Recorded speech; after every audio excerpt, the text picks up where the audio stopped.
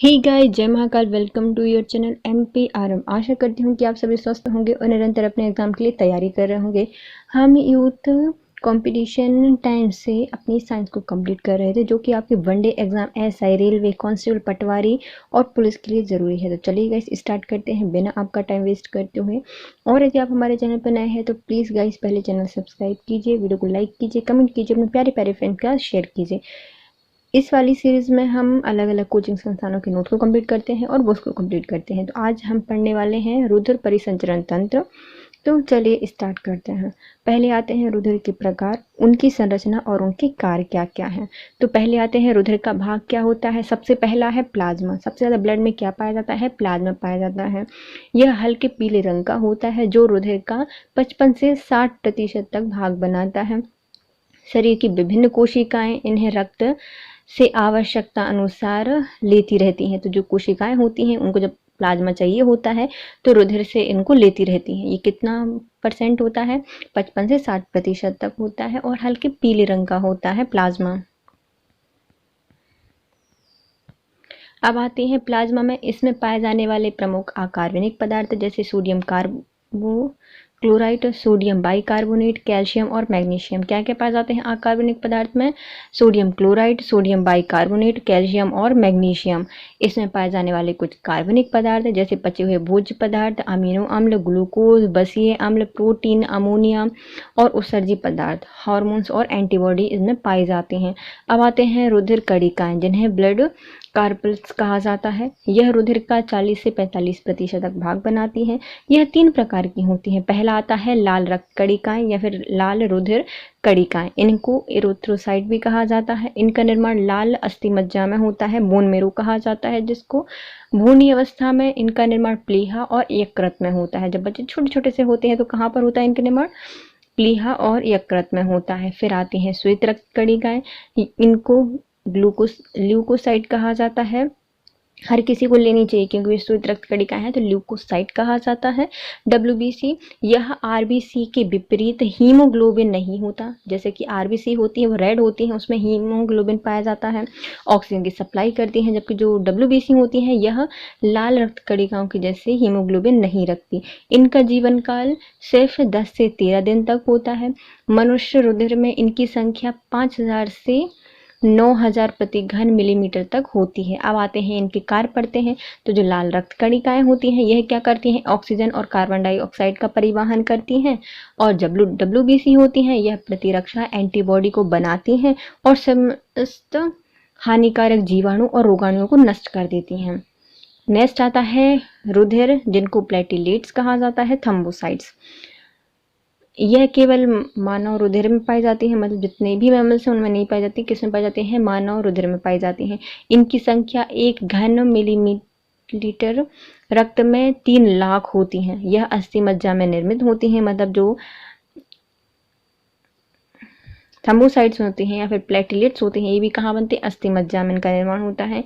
इनका जीवन काल होता है 7 से 10 दिन तक। 7 से 10 दिन तक होता है। यह रक्त स्त्राव रोकने के लिए रक्त का थक्का बनाती है। तो चलिए हम पहले देखते हैं प्लाज्मा।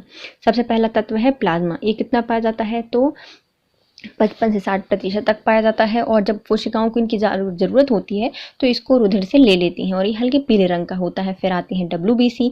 यह क्या करती हैं? मतलब रुधिर कणिकाओं में WBC और RBC आती हैं। WBC लाल रंग कलर की होती हैं। इनका जीवन काल 120 दिन होता है। इनको इरिथ्रोसाइट कहा जाता है। ये सबको रोकते थे। इरिथ्रोसाइट ऑक्सीजन को रोक के, तुम लोग को, हम ऑक्सीजन को लेके जा रहे हैं तो इरिथ्रो, यहाँ रुको, हम लोग ऑक्सीजन को लेके जा रहे हैं। इनका निर्माण अस्थि मज्जा में होता है, लेकिन जब भ्रूण अवस्था होती है तो इनका निर्माण प्लीहा और यकृत में भी होता है। यह क्या करती है? ऑक्सीजन और कार्बन डाइऑक्साइड का परिवहन करती हैं। फिर आती हैं श्वेत रक्त कणिकाएं। इनको ल्यूकोसाइट कहा जाता है। मतलब जैसे ल्यूकोसाइट, ग्लूकोज जैसी कोई फीलिंग आ रही है, ग्लूकोज क्या करता है? एनर्जी देता है। तो ये क्या करती हैं? अपने जो विपरीत एंटीजन होते हैं उनको मार गिराते हैं और एंटीबॉडी निर्माण करती हैं। हीमोग्लोबिन इनमें पाया नहीं जाता। 10 से 13 दिन का जीवन काल होता है और रुधिर में इनकी संख्या 5000 से 9000 प्रति घन मिलीमीटर होती है। यह क्या करती हैं? रोगाणु और हानिकारक जीवाणु होते हैं उनको नष्ट करती हैं। प्लेटलेट्स, थ्रोम्बोसाइट्स भी कहा जाता है इनको। यह सिर्फ मानव शरीर में पाई जाती हैं।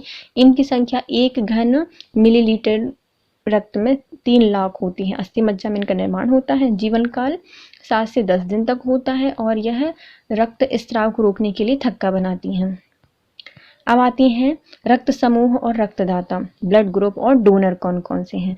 तो पहले आएगा रक्त समूह कौन सा है, लाल रक्त कणिकाओं का प्रतिजन या फिर एंटीजन कौन सा है, प्लाज्मा प्रतिरक्षी एंटीबॉडी कौन सी है, और रक्तदाता समूह। तो पहले आता है ब्लड ग्रुप ए, इसमें पाई जाती है जैसे जन होंगे वैसा ही ग्रुप है। तो ई कौन सा है, इसमें कौन से जन पाए जाएंगे, तो एंटीजन पाया जाता है ए और एंटीबॉडी पाई जाती है बी। और यह दाता समूह कौन कौन सा है, तो यह ओ का ब्लड ग्रुप ले सकता है और ए का ले सकता है। किसका ले सकता है, ओ और ए का ले सकता है। फिर आता है बी रक्त ग्रुप, बी में एंटीजन पाई जाती है बी और एंटीबॉडी पाई जाती है ए, और यह सिर्फ ले सकता है ए बी का और ओ का। सर्वग्राही ए बी ग्रुप, यह इसमें एंटीजन पाया जाता है ए और बी, इसमें एंटीबॉडी उपस्थित नहीं होती, इसलिए इसका मतलब बॉडी गार्ड ही नहीं है, तो कोई भी रक्त दे दो तो लड़ेगा ही नहीं किसी से। तो ए भी दे सकता है, ए और बी दे सकता है, और ओ भी इसको अपना ब्लड ग्रुप दे मतलब ब्लड दे सकता है। फिर आता है सर्वदाता ओ, जो सबको दे सकता है, इसमें एंटीजन ही नहीं होते, मतलब इसका कोई जन ही नहीं है इनके पास। तो 0 निल हो गया, 0 कोई जन नहीं है, तो एंटीबॉडी है इसके पास, तो ए और बी एंटीबॉडी है, और यह सिर्फ ओ का ही ब्लड ग्रुप ले सकता है, मतलब ब्लड ग्रुप ले सकता है। तो कौन कौन सी, पहले आती है ब्लड ग्रुप ए, यह एंटीजन होता है ए, एंटीबॉडी होती है बी और ब्लड ग्रुप ले सकता है ए और ओ का। फिर आता है ब्लड ग्रुप बी, इसमें पाई जाती है एंटीबॉडी बी, इस एंटीजन बी पाया जाता है, एंटीबॉडी ए पाई जाती है, और यह ब्लड ले सकता है बी का और ओ का। नेक्स्ट आता है ए और बी, इसमें एंटीजन पाए जाते हैं ए और बी, एंटीबॉडी इसमें नहीं होती, और ब्लड ग्रुप ले सकता है या ब्लड ले सकता है ए का, बी का, ए बी का और ओ का। फिर आता है ब्लड ग्रुप ओ, इसमें एंटीजन नहीं पाए जाते और एंटीबॉडी पाई जाती है ए और बी, और यह सिर्फ ओ का ही ब्लड ले सकता है। अब आते हैं इससे संबंधित one liner fact. Plasma protein रक्त के स्कंदन में निहित होता है। तो जो प्लाज्मा प्रोटीन है वह रक्त का स्कंदन या फिर जो कोगुलेशन होता है उसको बनाने में सहायक होता है, तो इसे कहा जाता है फाइब्रिनोजेन। हृदय की समस्या का निदान किसकी मदद से कर सकते हैं, तो हृदय की समस्या का निदान पाने के लिए ईसीजी कराई जाती है, जिसको कहा जाता है इलेक्ट्रोकार्डियोग्राफ। ईसीजी शरीर के किस अंग की जांच करता है, तो ईसीजी हृदय, कार्डियो ना इलेक्ट्रोकार्डियोग्राफ, तो कार्डियो मतलब हृदय की जांच करने में सहायक होता है। एक पारस्परिक रक्तचाप मापने वाले उपकरण जिसमें चिकित्सा को पारे की कलम पर उतार चढ़ाव नजर करता है या रखता है। हस्तचलित वायु पंप जुड़ा होता है, उसे क्या कहा जाता है, तो एक पारंपरिक रक्तचाप मापने का उपकरण है। चिकित्सा को पारे की कलम पर उतार चढ़ाव नजर आता है, और यह हस्तचलित पंप होता है, इसे कहा जाता है मरकरी कलम से। डैश रक्त समूह वाले व्यक्तियों को सर्वदाता कहा जाता है, जो सबको दे सकता है, तो ब्लड ग्रुप ओ सर्वदाता कहलाता है। रक्त समूह यूनिवर्सल सार्वभौमिक दाता माना जाता है, तो universal donor O blood group को कहा जाता है। जिगर से निकलकर हृदय की तरफ जाने वाले रक्त में उच्च सांद्रता होगी, तो जिगर मतलब लिवर, वहां से निकलने वाला जो रक्त है वह कहाँ जा रहा है, हृदय की तरफ जा रहा है, तो इसमें वाइल पिगमेंट की मात्रता सबसे ज़्यादा होगी या सांद्रता ज़्यादा होगी। नाड़ी की धड़कन से मापा जाता है, तो जो नाड़ी है हम कैसे मापते हैं, तो धमनियों को इससे मापा जाता है। सामान्य मानव रक्त क्या होता है, तो सामान्य मानव रक्त होता है थोड़ा सा क्षारीय।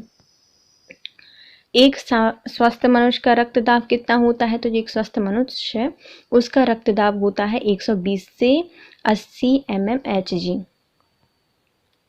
रक्त का घटक भोजन, कार्बन डाइऑक्साइड और नाइट्रोजन युक्त कचरे का परिवहन कौन करता है, तो जितने भोजन है, कार्बन डाइऑक्साइड है, नाइट्रोजन युक्त कचरा है, इसका परिवहन करता है प्लाज्मा, जो कि कितना पाया जाता है 55 से 60% तक पाया जाता है, और इसमें कार्बनिक और अकार्बनिक पदार्थ दोनों होते हैं और हल्के पीले रंग का होता है। मानव शरीर का रक्त पीएच स्तर कितना होता है, तो मानव शरीर का जो पीएच स्तर है वह होता है 7.0 से 7.8 तक। मानव रक्त का सामान्य पीएच कितना होता है, तो ये होता है 7.4। स्वस्थ मानव के लिए रक्त में पीएच की सीमा कितनी होनी चाहिए? तो जो स्वस्थ मनुष्य है उसमें रक्त के पीएच की सीमा होनी चाहिए 7.35 से 7.45।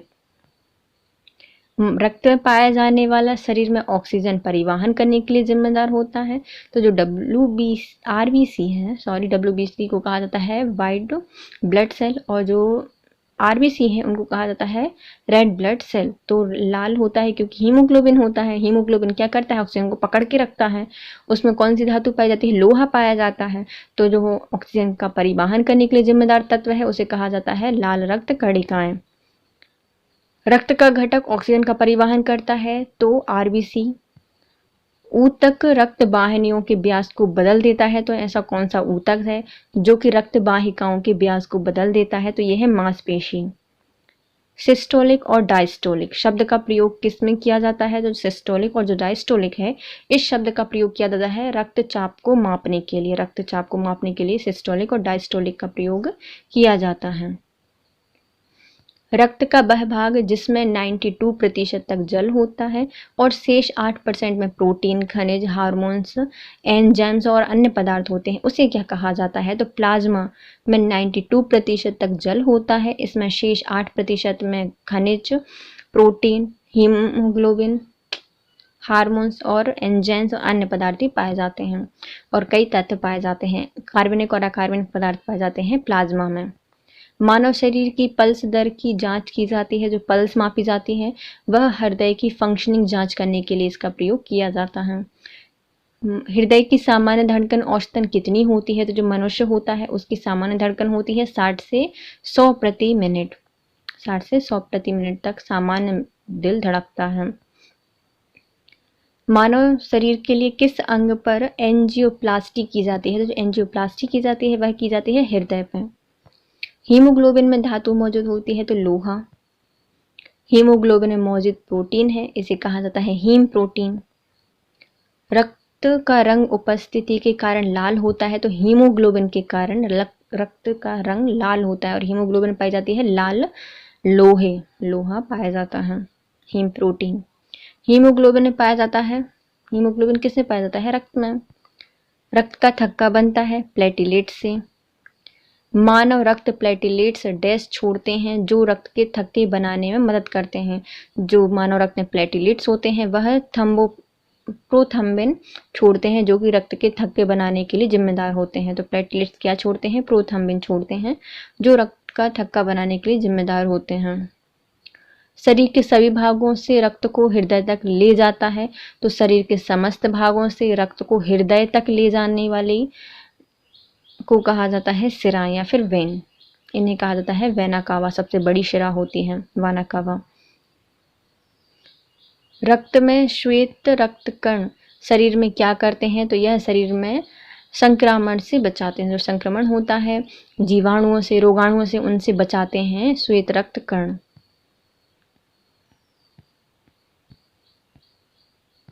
सामान्य मानव का खून बहने का समय और जमने का समय क्रमशः क्या होता है? तो बहने का समय होता है 2 से 7 मिनट, और जो रक्त जमने का समय है वह होता है 3 से 10 मिनट। बहने का है 2 से 7 मिनट और जमने का है 3 से 10 मिनट। रक्त उत्पत्ति होती है अस्थि मज्जा से। जो रक्त बनता है वो कहाँ से बनता है? वो बनता है अस्थि मज्जा से,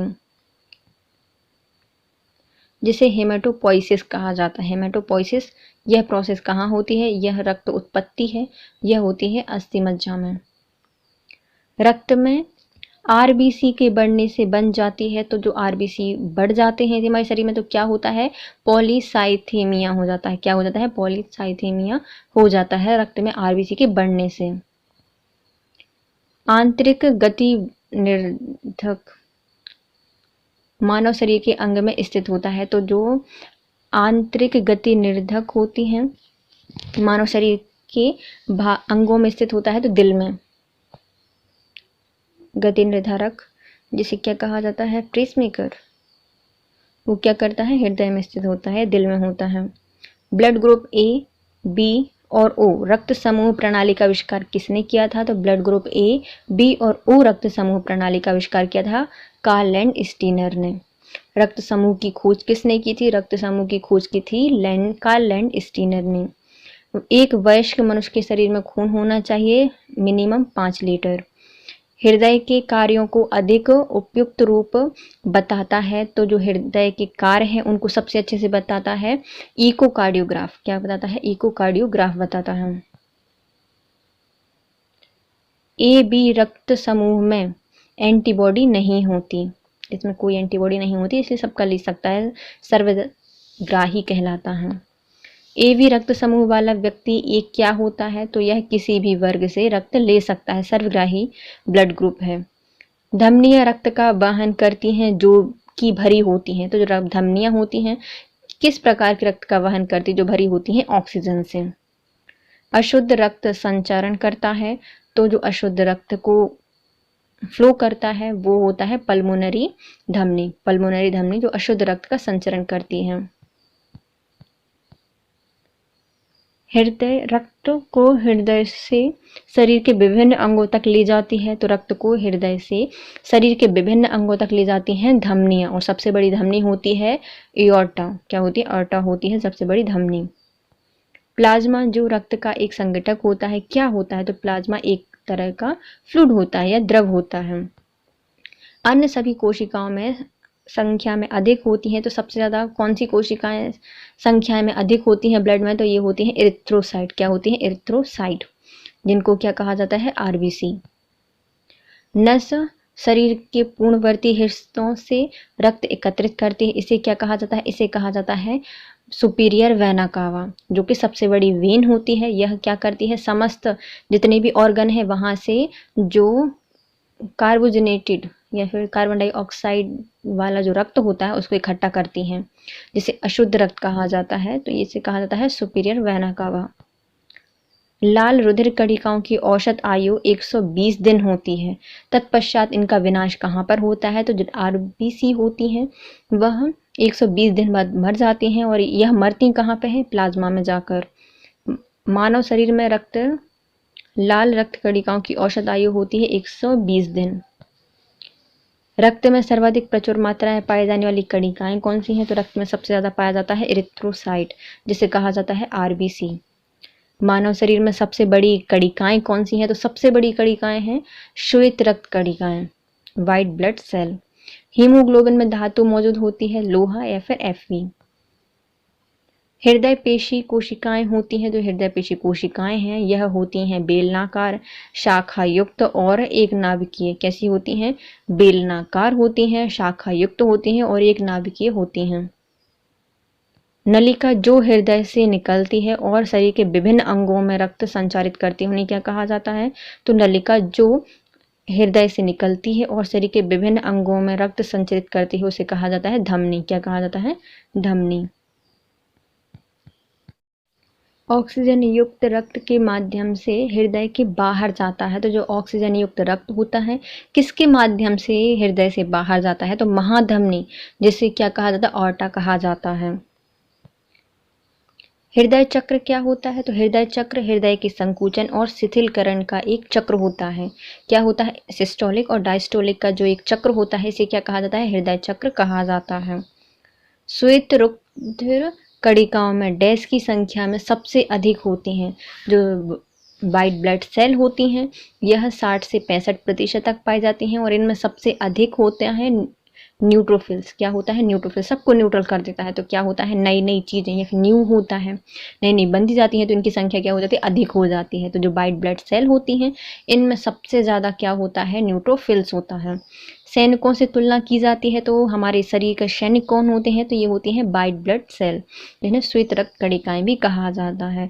श्वेत रक्त कणिकाएं आकर्ण कोशिकाओं का एक प्रकार है, तो जो श्वेत रक्त कणिकाएं हैं इनमें आकर्ण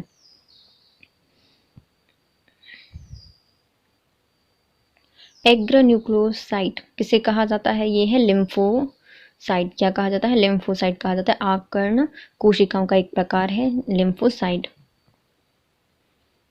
एग्रान्यूक्लियोसाइट, एग्रान्यूक्लियोसाइट कौन है? तो ये हैं हमारे लिम्फोसाइट। एग्री करते हो तो भैया आ जाओ, लिफ्ट करो। एग्री करते हो तो लिफ्ट में जाओ। एग्रोनोसाइट एग्रोन्यूक्लियोसाइड और क्या होती हैं, तो ये लिम्फोसाइट होती हैं। निलय की भित्ति आलिंद की भित्ति से कैसी होती हैं? जो निलय होता है उसकी जो भित्तियां होती हैं वह आलिंद की भित्तियों से थोड़ी सी मोटी होती हैं। तो हमारा जो हृदय होता है वह 4 चैम्बर्स में बटा होता है। इसमें 2 आलिंद होते हैं और 2 निलय होते हैं। तो एक होता है दायां आलिंद और दायां निलय। बायां आलिंद बायां निलय, ये क्या होते हैं? 4 प्रकार के होते हैं। इसमें सबसे मोटी भित्तियां किनकी होती हैं? तो जो निलय होती हैं उसकी भित्ति आलिंद की भित्तियों से मोटी होती हैं। हृदय एक मेम्ब्रेन या झिल्ली की 2 परतों से ढका होता है। इन झिल्लियों को क्या कहा जाता है? तो जो हृदय है उसे कहा जाता है कार्डियक, और जिस झिल्ली से वो ढका होता है इसे कहा जाता है पेरिकार्डियक मेम्ब्रेन। रक्त को धमनी से शरीर के जिन सूक्ष्म नलिकाओं के माध्यम से प्रवाहित किया जाता है उन्हें क्या कहा जाता है? तो रक्त को धमनियों से शरीर में जिन सूक्ष्म नलिकाओं के माध्यम से प्रवाहित किया जाता है उन्हें कहा जाता है केशिकाएं। क्या कहा जाता है? कैपिलरीज कहा जाता है। पुरकुंज तंतु विशिष्ट हैं। तो जो पुरकुंज तंतु होते हैं वह किसमें होते हैं? तो हृदय के जो स्नायु तंत्र होते हैं, जो नर्व फाइबर्स होते हैं हार्ट के, उनमें पाए जाते हैं पुरकुंजे तंतु। थोड़े थोड़े पुरोए हुए हैं। पुरकुंज तंतु किसमें होते हैं? हृदय के स्नायु तंतु में। मनुष्य की सामान्य स्पंदन दर क्या होती है? तो जो हमारा सामान्य मनुष्य है, नॉर्मल ह्यूमन है, उसमें स्पंदन या फिर जो पल्स रेट होती है वह होती है 70 से 80 बीट पर मिनट। कितनी होती है? 70 से 80 बीट पर मिनट। हमारी त्वचा के नीचे की छोटी रक्त वाहिनियों को क्या कहा जाता है? तो जो हमारी त्वचा होती है इसमें छोटी छोटी सी रक्त वाहिकाएं होती हैं, उन्हें कहा जाता है केशिकाएं। क्या कहा जाता है? केशिका कहा जाता है। रोगियों की हृदय गति का नियंत्रण करता है। तो हृदय की गति को मापने के लिए पेसमेकर का प्रयोग किया जाता है। रक्तदाब का पता लगाने से संबंधित संवेदी ग्राही कौन है? तो जो रक्तदाब का पता लगाते हैं उनसे संबंधित जो संवेदी ग्राही हैं इन्हें कहा जाता है मैनेको रिसेप्टर। मैनेको रिसेप्टर जो कि रक्तदाब का पता लगाने के लिए एक संवेदी ग्राही हैं। प्रेशर डिटेक्शन करने के लिए होते हैं मैक्रोनो रिसेप्टर। मैक्रोनो रिसेप्टर। प्रोथ्रम्बिन जो रक्त का थक्का जमाने के लिए जिम्मेदार होते हैं, कहाँ से स्रावित होते हैं? जो प्रोथ्रम्बिन है जो रक्त का थक्का जमाने के लिए जिम्मेदार होते हैं, रक्त प्लेटलेट से स्रावित होते हैं। हृदय के संकुचन को क्या कहा जाता है? तो वो सिकुड़ जाता है, संकुचित हो जाता है, कॉन्ट्रैक्ट हो जाता है, तो उसके हृदय के कॉन्ट्रैक्शन को कहा जाता है सिस्टोल। क्या कहा जाता है? सिस्टोल। और रिलैक्स होने को या फिर फैलने को क्या कहा जाता है? डायस्टोल कहा जाता है। रक्तचाप मापता है। तो हमारा जो रक्त है, ब्लड प्रेशर है, उसको कौन मापता है? तो स्फेग्नोमैनोमीटर। स्फेग्नोमैनोमीटर से रक्तचाप को मापा जाता है।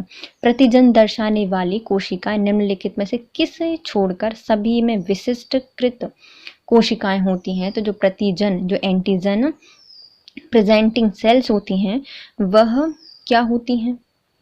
किसे छोड़कर सभी में विशिष्ट होती हैं। कहाँ पर नहीं होती? तो गुर्दे में या जो किडनी होती है वहां पर नहीं होती और पूरे रूप में विशिष्ट रूप से विशिष्टीकृत कोशिकाएं होती हैं। हीमोग्लोबिन का एक प्राथमिक कार्य क्या है? तो हीमोग्लोबिन करता है ऑक्सीजन का परिवहन। जितना ज़्यादा हीमोग्लोबिन होगा उतनी ज़्यादा ऑक्सीजन सप्लाई होगी।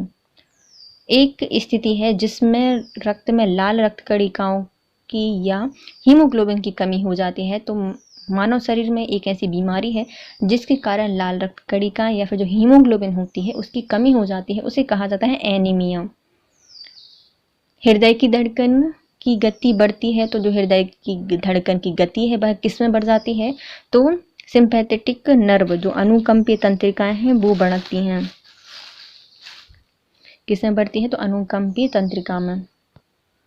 रक्त प्रवाह में वायु के बुलबुले का होना जीवन के लिए खतरनाक होता है। तो रक्त प्रवाह में वायु के बुलबुले का होना जीवन के लिए खतरनाक होता है क्योंकि यह रक्त के प्रवाह में बाधा उत्पन्न करता है। कि यदि जो हमारी वेन्स होती हैं, आर्टरीज होती हैं, यदि इसमें वायु का बुलबुला चला जाए किसी भी रीजन से, तो वो क्या होता है? यह हमारे रक्त के प्रवाह में बाधा उत्पन्न करता है।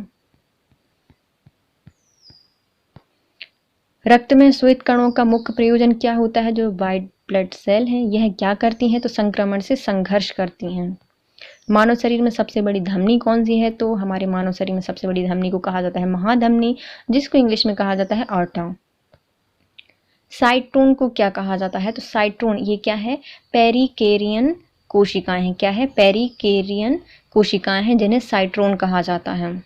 साइट में हटो, पेरिकेरियन कोशिकाएं होती हैं। हीमोग्लोबिन की अधिकतम बंधुता होती है, तो जो हीमोग्लोबिन होता है वह सबसे ज़्यादा कार्बन मोनोऑक्साइड से जाके जुड़ता है। हीमोग्लोबिन की उच्चतम सांद्रता होती है, तो जो हीमोग्लोबिन की उच्चतम सांद्रता होती है तो कार्बन मोनोऑक्साइड के साथ। किसी स्वस्थ वयस्क पुरुष में रक्त के प्रति मिलीमीटर क्यूब में औसतन लाल रक्त कणिकाएं कितनी होती हैं? तो ये होती हैं 5 से 5.5 तक। कितनी होती है? 5 से 5.5 तक। मानव रक्त का रंग लाल होता है, किसके कारण? तो हीमोग्लोबिन के कारण मनुष्य का जो रक्त होता है वह लाल होता है। मानव हृदय में कक्षों की संख्या होती है 4, 2 आलिंद 2 निलय। डैश को 4 भागों में विभाजित किया जाता है, तो हृदय को 4 भागों में विभाजित किया जाता है। स्फेग्नोमेनोमीटर रक्तदाब को मापता है, तो जो धमनियां होती हैं उनके रक्तदाब को मापता है स्फेग्नोमेनोमीटर। लाल हृदय कणिकाओं का कौन सा प्रकार हिस्टामीन, सेरोटोनिन, हेपेरिन आदि का स्राव करती हैं और शोधकारी क्रियाओं में भी सम्मिलित होती हैं? तो जो आरबीसी हैं उन कोशिकाओं का ऐसा कौन सा प्रकार है जो कि हिस्टामीन, सेरोटोनिन, हेपेरिन को स्रावित करती हैं और शोधकारी क्रियाओं में सम्मिलित होती हैं? तो इन्हें कहा जाता है बेसोफिल्स। क्या? बेसोफिल्स। सबको फिल कर देता है बेसोफिल्स। हिस्टामीन, सेरोटोनिन और हेपेरिन स्रावित करती हैं। दाईं फुसफुस धमनी होती है तो बाईं की तुलना में लंबी। दाईं फुसफुस धमनी होती है, ये क्या होती है? तो बाईं की तुलना में लंबी होती हैं। वह रक्त वाहिकाएं जो रक्त को हृदय से शरीर के विभिन्न भागों तक ले जाती हैं उन्हें क्या कहा जाता है? तो वह रक्त वाहिकाएं जो हृदय से रक्त को शरीर के विभिन्न भागों तक ले जाती हैं उन्हें कहा जाता है धमनियां, आर्टरीज। रक्त के कुछ निश्चित कोशिकाओं की उपस्थिति के कारण रक्त का थक्का बनता है, इन्हें क्या कहा जाता है? तो जो कुछ ऐसी कोशिकाएं होती हैं जो रक्त का थक्का बनाने में जिम्मेदार होती हैं उन्हें कहा जाता है बिंबाणु या फिर प्लेटलेट्स। मानव शरीर में प्रवेश करने वाले कीटाणुओं के खिलाफ रक्त का घटक लड़ता है, तो जो मानव शरीर में प्रवेश करने वाले कीटाणु होते हैं, रोगाणु होते हैं, इनके खिलाफ रक्त का लड़ने वाला जो घटक होता है इन्हें कहा जाता है श्वेत रक्त कोशिकाएं। मानव हृदय के कोष्ठ को फेफड़ों से प्रचुर ऑक्सीजन युक्त रक्त प्राप्त होता है, तो जो बायां आलिंद होता है इसको हृदय की कोष्ठ है जो कि फेफड़ों से प्रचुर ऑक्सीजन युक्त रक्त को प्राप्त करता है, बायां आलिंद। शरीर के भागों से रक्त का उत्पादन होता है, तो शरीर के विभिन्न भाग होते हैं, उस रक्त का उत्पादन कहाँ से होता है? तो अस्थि मज्जा से होता है। रक्तचाप को मापने के लिए उपकरण का प्रयोग किया जाता है, तो रक्त के चाप को मापने के लिए स्फेग्नोमेनोमीटर का प्रयोग किया जाता है। हीमोग्लोबिन और मायोग्लोबिन दोनों के निर्माण के लिए आवश्यक होते हैं, तो हीमोग्लोबिन और जो मायोग्लोबिन है इन दोनों के निर्माण के लिए जिम्मेदार जो होता है वो होता है आयरन। क्या होता है? आयरन। लाल रक्त कणिकाओं के निर्माण के लिए शरीर का अंग जिम्मेदार होता है, तो लाल रक्त कणिकाएं अस्थि मज्जा में बनती हैं। रक्त का थक्का बनाने की प्रक्रिया के कारण घाव से रक्त स्त्राव बंद हो जाता है, तो जो कोगुलेशन होता है इसकी प्रक्रिया के कारण, स्कंदन के कारण रक्त का स्त्राव होना बंद हो जाता है। रक्त प्रवाह की खोज किसने की थी? तो रक्त प्रवाह की खोज विलियम हार्वे के द्वारा की गई थी। इसके साथ हमारा आज का वीडियो होता है complete guys. If you like my video please share, subscribe and comment. Thank you so much guys, have a nice day.